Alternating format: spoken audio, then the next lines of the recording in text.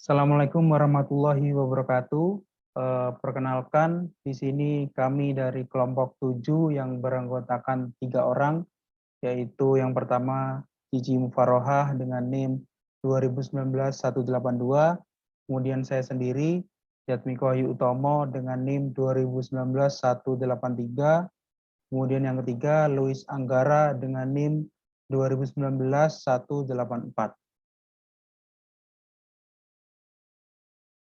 Di sini kami akan mempresentasikan mengenai kajian kritis UU KA nomor 8 tahun 1992 terhadap adanya proyek monopoli dalam penyelenggaraan pengangkutan kereta api di Indonesia. Yang pertama yang harus kita ketahui dari materi yang akan kami sampaikan adalah latar belakang. Nah, yang pertama, Perkeretaapian Indonesia diatur dalam Undang-Undang Nomor 13 Tahun 1992 merupakan moda transportasi nasional yang diselenggarakan berdasarkan asas manfaat, adil dan merata, keseimbangan, kepentingan umum, keterpaduan dan percaya pada diri sendiri. Kedua, meskipun PT KAI sebagai operator tunggal yang mana seharusnya bisa memberikan pelayanan yang optimal, akan tetapi banyak sekali masyarakat yang dirugikan dari praktek monopoli perkeretaapian ini. Bisa lihat saja dari sarana dan prasarana PT KAI yang jauh dari nilai keselamatan penggunanya. Bahkan indikasi korupsi malah banyak di badan hukum ini.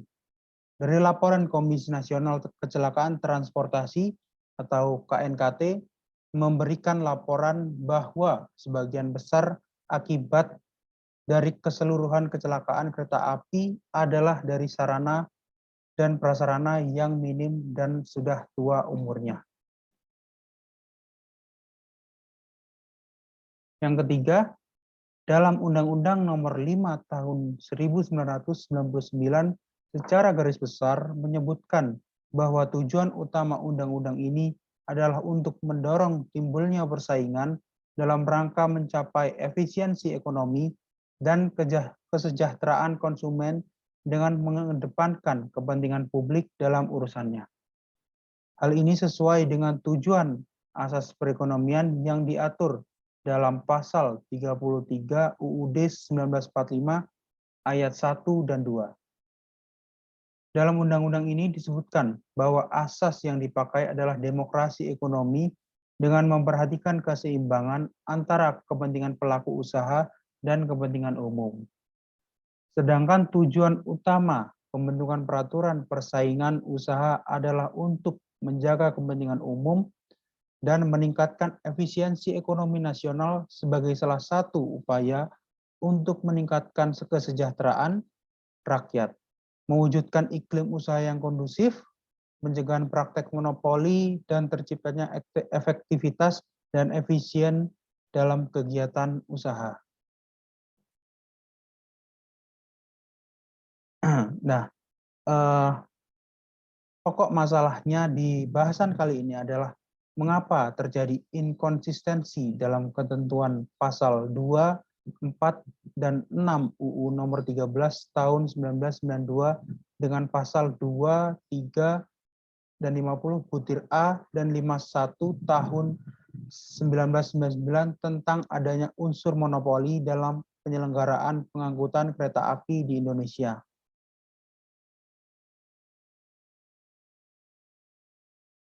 Nah, perlu kita ketahui mengenai pengertian pengangkutan dengan kereta api. Perkeretaapian adalah segala sesuatu yang berkaitan dengan sarana, prasarana, dan fasilitas penunjang kereta api untuk menyelenggarakan angkutan kereta api yang disusun dalam satu sistem. Yang dimaksud dengan ini adalah segala sesuatu dalam penentuan ini meliputi perencanaan, pembangunan, pengadaan, pengoperasian, pengusahaan, pemeliharaan, pengaturan, pengendalian, pengawasan, penelitian, dan pengembangan serta pendidikan dari penelitian. Kemudian yang dimaksud dengan kereta api di sini adalah kendaraan dengan tenaga gerak, baik berjalan sendiri maupun dirangkaikan dengan kendaraan lainnya yang akan datang maupun bergerak di jalan rel. Yang dimaksud dengan akan datang ataupun bergerak di jalan rel adalah terkait dengan urusan kereta api. Jaringan jalur kereta api adalah seluruh jalur kereta api yang terkait satu sama lain yang menghubungkan berbagai tempat sehingga merupakan satu sistem kesatuan. Pengertian menghubungkan berbagai tempat termasuk menghubungkan berbagai titik temu, berbagai moda transportasi jalur kereta api khusus adalah jalur kereta api yang digunakan secara khusus oleh badan usaha tertentu untuk menunjang kegiatannya. Fasilitas keselamatan perkeretaapian adalah perangkat bangunan, peralatan, dan perlengkapan yang digunakan untuk menunjang kelancaran dan keselamatan perjalanan kereta api. Sarana kereta api adalah segala sesuatu yang dapat bergerak di atas jalan rel, dan prasarana kereta api adalah jalur dan stasiun kereta api termasuk fasilitas yang diperlukan agar sarana kereta api dapat dioperasikan. Selanjutnya, adapun dasar-dasar hukum di sini ada Undang-Undang Nomor 13 Tahun 1992 tentang perkeretaapian, kemudian KUH Dagang, khususnya pada bab 1, 5 bagian 2, pasal 90 hingga pasal 98. Kemudian PP nomor 69 tahun 1998 tentang prasarana dan sarana kereta api. Untuk selanjutnya akan saya serahkan kepada Mbak Cici Moparohah. Silakan. Baik, terima kasih. Selanjutnya dasar hukum. Dikarenakan pada saat ini dasar hukum ini sudah banyak perubahan-perubahan terkait regulasi, baik itu dari perkeretaapian, maka di sini selain dalam buku tersebut ada Undang-Undang Nomor 23 Tahun 2007 yang mana itu berbicara tentang perkeretaapian. Nah, selanjutnya pada tahun 2020 terdapat undang-undang terbaru yaitu Undang-Undang Nomor 11 Tahun 2020 tentang Cipta Kerja. Nah, di dalam Cipta Kerja ini tentang perkeretaapian diatur dalam pasal 135 dan sampai pasal 219. Nah, selanjutnya dari Undang-Undang Nomor 11 Tahun 2020 ini ada peraturan turunannya, yaitu Peraturan Presiden Nomor 33 Tahun 2021 tentang penyelenggaraan bidang perkeretaapian. Nah, di sini dalam melaksanakan ketentuan adanya PP Nomor 33 Tahun 2021 ini merupakan pelaksanaan ketentuan dalam pasal 56 dan pasal 185 huruf B dari Undang-Undang Nomor 11 Tahun 2020 tentang Cipta Kerja, sehingga perlu ditetapkan PP tentang penyelenggara bidang perkeretaapian ini, atau disebut dengan PP Nomor 33 Tahun 2021. Selanjutnya, dasar-dasar hukum. Dasar-dasar hukum dari perkeretaapian ini menganut asas adil merata, asas keseimbangan, asas kepentingan umum, asas percaya diri sendiri, dan asas keterpaduan. Nah, apa itu asas adil merata? Asas adil dan merata adalah perkeretaapian harus memberikan pelayanan yang adil dan merata kepada segenap lapisan masyarakat dengan biaya yang terjangkau oleh masyarakat manapun itu. Lalu yang kedua, ada asas keseimbangan. Asas keseimbangan merupakan asas perkeretaapian diselenggarakan sedemikian rupa sehingga terjadi keseimbangan yang serasi antara sarana dan prasarana, antara kepentingan individu maupun kepentingan masyarakat, serta antara kepentingan nasional maupun kepentingan internasional. Yang ketiga ada asas kepentingan umum. Nah, asas kepentingan umum ini merupakan asas perkeretaapian yang harus lebih mengutamakan kepentingan pelayanan umum bagi masyarakat luas. Dan yang keempat ada asas percaya diri sendiri. Asas ini merupakan asas yang berlandaskan pada kepercayaan akan kemampuan dan kemampuan sendiri serta bersendikan kepada kepribadian bangsa. Dan yang terakhir ada asas keterpaduan yang mana asas ini merupakan asas kesatuan yang bulat, utuh, terpadu, dan saling menunjang, dan saling mengisi baik intra maupun antar moda transportasi. Nah, terkait dengan penyelenggaraan pengangkutan dengan kereta api. Yang pertama ada pembinaan dan penyelenggaraan. Nah, perwujudan pembinaan tersebut meliputi aspek-aspek pengaturan, pengendalian, dan pengawasan. Aspek pengaturan sendiri ini mencakup perumusan dan penentuan kebijakan umum maupun teknis, antara lain berupa persyaratan keselamatan, perizinan, dan penyelenggaraan angkutan kereta api. Dan yang kedua, aspek pengendalian, di mana aspek pengendalian ini dilakukan baik di bidang pembangunan maupun operasi berupa pengarahan dan bimbingan terhadap penyelenggaraan angkutan kereta api. Dan yang terakhir ada aspek pengawasan. Aspek pengawasan ini merupakan aspek pengawasan terhadap penyelenggaraan angkutan kereta api, penggunaan kereta api khusus semata-mata hanya untuk menunjang kegiatan pokok dari badan usaha di bidang industri, pertanian, pertambangan, perhutanan, perkebunan, dan kepariwisataan, dan tidak dipergunakan untuk angkutan umum. Yang kedua ada wewenang badan penyelenggara. Badan penyelenggara diberi wewenang untuk yang pertama melaksanakan pemeriksaan terhadap pemenuhan syarat-syarat umum angkutan bagi penumpang dan atau barang. Yang kedua, melaksanakan penindakan atas pelanggaran terhadap syarat-syarat umum angkutan tersebut. Dapat dilihat pada angka 1. Yang ketiga, membatalkan perjalanan kereta api apabila dianggap dapat membahayakan ketertiban dan kepentingan umum. Yang keempat, menertibkan penumpang kereta api atau masyarakat yang mengganggu perjalanan kereta api.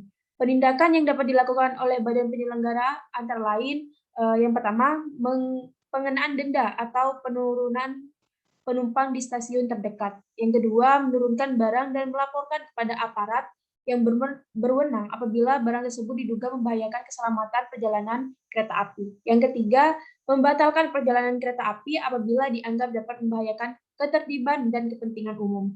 Dan yang terakhir, keempat, yaitu menertibkan penumpang kereta api atau masyarakat yang mengganggu perjalanan kereta api. Yang ketiga yaitu tinjauan tentang larangan praktek monopoli dan persaingan tidak sehat. Nah, dalam konteks larangan praktek monopoli sebagaimana diatur dalam Undang-Undang Nomor 5 Tahun 1999 tentang larangan praktek monopoli dan persaingan usaha tidak sehat, maka ada beberapa hal yang perlu ditekankan, yaitu terkait dengan pengertian dari pelaku usaha, konsumen, produk, barang, dan jasa. Nah, pelaku usaha itu? Pelaku usaha yaitu adalah setiap perorangan atau badan usaha, baik yang berbentuk badan hukum atau bukan badan hukum yang didirikan dan berkedudukan atau melakukan kegiatan dalam wilayah hukum negara Republik Indonesia, baik sendiri atau bersama-sama melalui perjanjian. Sedangkan konsumen itu sendiri adalah setiap pemakai dan atau pengguna barang dan atau jasa, baik untuk kepentingan diri sendiri maupun untuk kepentingan pihak lain. Nah, barang sendiri adalah setiap benda baik berwujud maupun tidak berwujud, baik bergerak maupun tidak bergerak yang dapat didagangkan, dipakai, digunakan, atau dimanfaatkan oleh konsumen atau pelaku usahanya. Jasa adalah setiap layanan yang berbentuk pekerjaan atau prestasi yang diperdagangkan dalam masyarakat untuk dimanfaatkan oleh konsumen atau pelaku usaha. Selanjutnya, mengenai pengertian monopoli dan persaingan usaha tidak sehat. Monopoli didefinisikan sebagai suatu bentuk penguasaan atau produksi dan atau pemasaran barang dan atau atas pengguna jasa tertentu oleh satu pelaku atau satu kelompok pelaku usaha. Dalam pengertian yang lebih luas dari peraturan tersebut, penekanannya justru terletak pada privilege yang menghapuskan persaingan bebas, yaitu tentu saja pada akhirnya akan menciptakan penguasaan pasar. Sedangkan praktek monopoli adalah suatu pemusatan kekuatan ekonomi oleh satu atau lebih pelaku usaha yang mengakibatkan dikuasainya produksi dan atau pemasaran atas barang dan atau jasa, sehingga menimbulkan persaingan usaha yang tidak sehat dan dapat merugikan kepentingan umum. Nah, dari definisi tersebut terdapat 4 hal penting yang dapat dikemukakan, yaitu yang pertama, adanya pemusatan kekuatan ekonomi, yang kedua, pemusatan kekuatan berada pada satu atau lebih usaha pelaku ekonomi. Ketiga, pemusatan ekonomi tersebut menimbulkan persaingan usaha tidak sehat. Yang keempat, pemusatan kekuatan ekonomi tersebut merugikan kepentingan umum. Nah, yang selanjutnya terkait persaingan usaha tidak sehat. Apa itu persaingan usaha tidak sehat? Dalam pengertiannya adalah persaingan antar pelaku usaha dalam menjalankan kegiatan produksi dan atau pemasaran barang dan atau jasa yang dilakukan dengan cara yang tidak jujur atau melawan hukum atau menghambat persaingan usaha. Dari berbagai larangan dan pengertian, secara garis besar dapat diatur dalam 2 kategori. Yang pertama, adanya tindakan yang dilakukan dalam rangkaian kerjasama dengan sesama pelaku usaha ekonomi seperti oligopoli, penetapan harga bersama, pembagian wilayah secara bersama, kerjasama pemboikotan, pembentukan kartel, dan adanya trust atau dan oligopsoni, interaksi vertikal, perjanjian tertutup pos, perjanjian dengan pihak luar negeri. Dan yang kedua adalah dalam bentuk atau perbuatan hukum yang dilakukan oleh pelaku usaha atau kelompok pelaku tersebut tanpa melibatkan pelaku usaha atau kelompok pelaku usaha lainnya. Di antaranya adalah monopoli, monopsoni, penguasaan pasar, dan persekongkolan.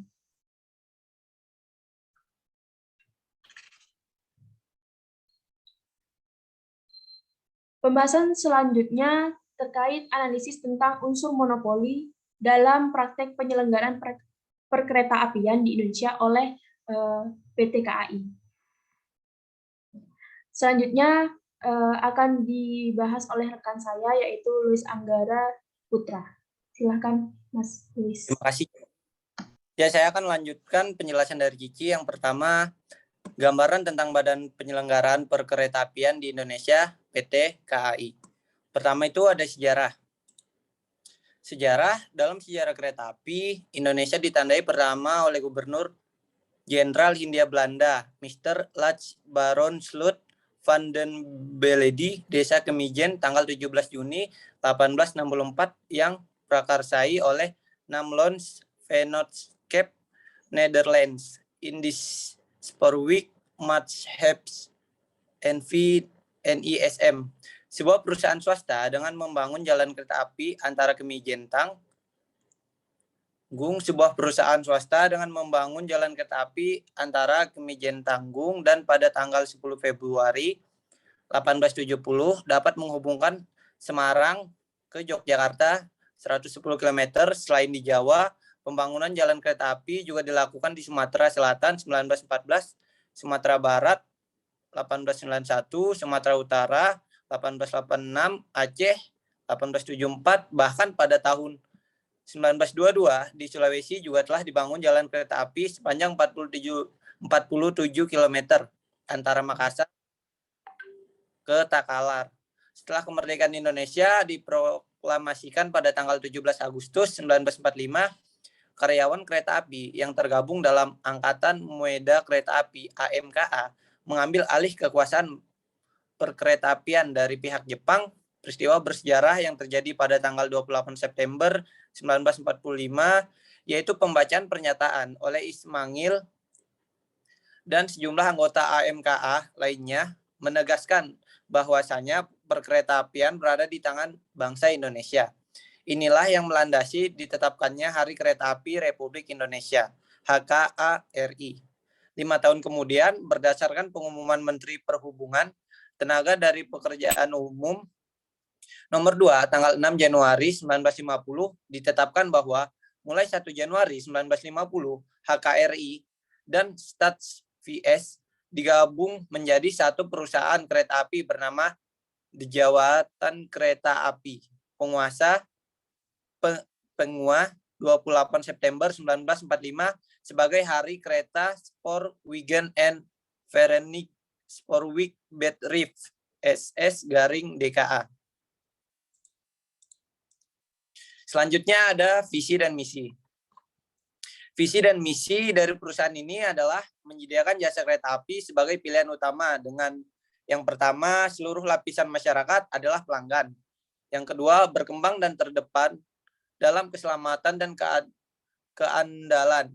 Yang ketiga, pelapor dalam pembangunan yang berwawasan lingkungan. Yang keempat, karyawan bangga dan sejahtera. Dan yang terakhir, keuangan perusahaan sehat.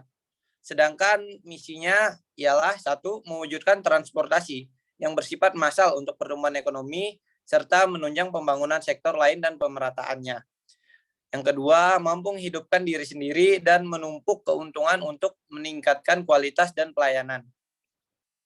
Makna Top 21. Melalui semangat Top 21 yang merupakan Railway Spirit for Strategic Change untuk mencapai misi perusahaan. Yang pertama, kemajuan teknologi dimanfaatkan untuk meningkatkan pelayanan, kapasitas angkutan, keandalan operasi, dan nilai-nilai pegawai. Yang kedua, keselamatan, ketepatan, kenyamanan yang tinggi dari operasi kereta api menjadikan kereta api terpercaya sebagai transportasi sarana utama. Yang ketiga, perbaikan terus-menerus atas pelayanan untuk meningkatkan kepuasan pelanggan. Sedangkan dari arti 21, selain memberi makna dari abad 21, juga berarti satu, kereta api merupakan alat utama dalam sistem transportasi nasional, Sistranas, untuk mendukung pembangunan nasional. Yang kedua, keuangan yang sehat menjamin pertumbuhan yang tinggi dan meningkatkan kemampuan sumber daya manusia. Yang ketiga, penyediaan jasa kereta api yang andal merupakan bukti nyata kemampuan perusahaan. Budaya, tujuan, dan sarana perusahaan. Budaya perusahaan merupakan pola sikap, keyakinan, asumsi, dan harapan yang memiliki bersama menjadi pegangan teguh dan pedoman dalam melakukan interaksi antara karyawan dalam usaha mencapai sasaran perusahaan yang disebut rela, yang berarti ikhlas bekerja, ikhlas berjuang, ikhlas belajar untuk memajukan perusahaan. Rela juga merupakan penjabaran dari R-nya sendiri, yaitu ramah, E-nya efisien dan efektif, L-nya lancar, dan A adalah aman. Tujuan perusahaan yang pertama, turut serta melaksanakan dan menunjang kebijaksanaan pemerintah di bidang ekonomi dan pembangunan nasional, khususnya di bidang transportasi. Mendukung persediaan barang atau jasa di bidang perkeretaapian yang bermutu tinggi dan berdaya saing kuat di pasar domestik maupun mancanegara.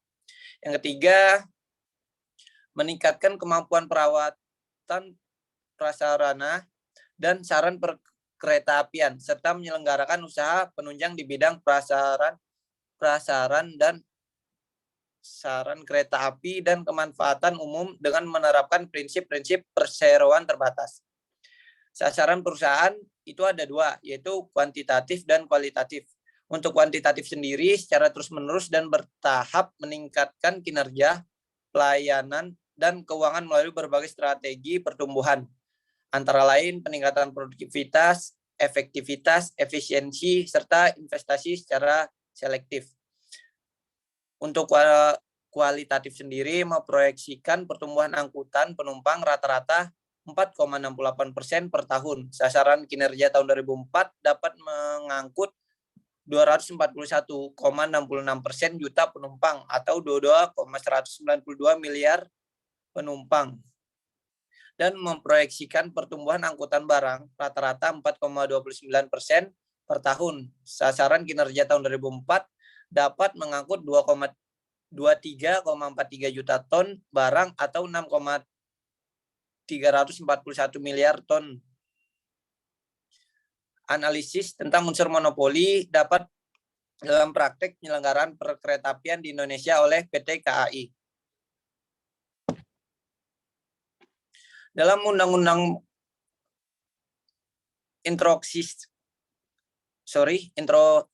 inkonsistensi pengaturan tentang penyelenggaraan pengangkutan kereta api. Dalam UU Pengangkutan Nomor 13 Tahun 1992,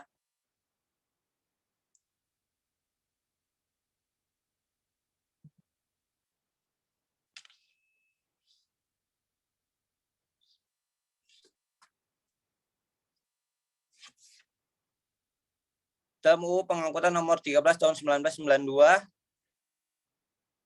dalam UU Larangan Praktik Monopoli dan Persaingan Usaha Tidak Sehat Nomor 5 Tahun 1999. Ya, lanjut Cici. Slide-nya.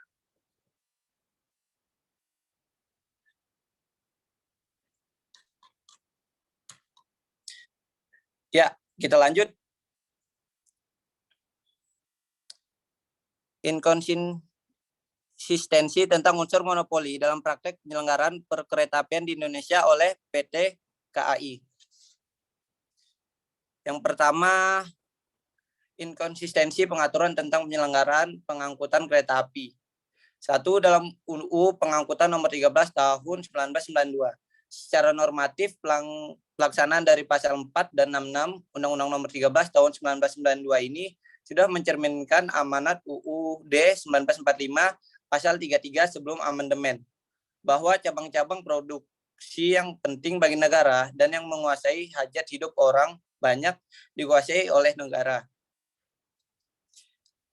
Dan lanjut dalam UU Larangan Praktek Monopoli dan Persaingan Usaha Tidak Sehat Nomor 5 Tahun 1999. Undang-undang ini disusun berdasarkan pada kepentingan nasional dengan berdasarkan Pancasila dan pasal 33 UUD 1945. Dengan berdasarkan demokrasi ekonomi dengan memperhatikan keseimbangan antara kepentingan pelaku usaha dan kepentingan umum dengan tujuan untuk 1. Menjaga kepentingan umum dan melindungi konsumen. 2. Menumbuhkan iklim usaha yang kondusif melalui terciptanya persaingan usaha yang sehat dan menjamin kepastian kesempatan berusaha yang sama bagi setiap orang. Ya, lanjut Cici.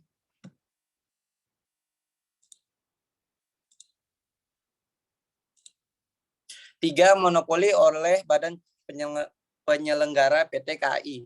Dalam hal penyelenggaraan, saran dan prasarana penyelenggaraan perkeretaapian juga dilakukan oleh PT KAI. Dalam pasal 8 disebutkan bahwa hal pengusahaan, penyediaan, dan perawatan yang dilakukan oleh pemerintah dengan dapat kerjasama dengan badan penyelenggara.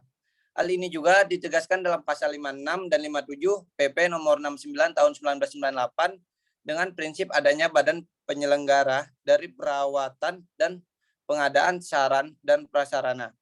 Dalam kenyataannya, baik pelaksanaan operator dan penyediaan dan perawatan sarana dan prasarana, kedua-duanya dipegang oleh PT KAI. Hal inilah yang menyebabkan terjadinya kompetensi yang tidak sehat sehingga pengelola penyedia jasa dan mendorong perbaikan kualitas pelayanan pada masyarakat yang tidak maksimal karena tidak adanya kompetensi yang sehat dalam bidang yang sama.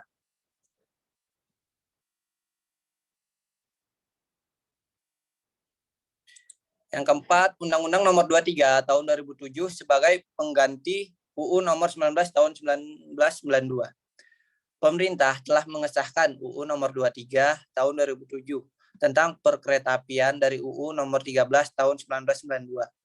Dalam undang-undang ini, pengaturan perkeretaapian perkotaan juga ditetapkan juga pemerintah kota atau kabupaten. Dalam konsepnya, undang-undang perkeretaapian yang baru ini terdapat pengaturan mengenai pemisahan kewenangan di bidang perkeretaapian antara pemerintah pusat, pemerintah provinsi, pemerintah kota, atau kabupaten.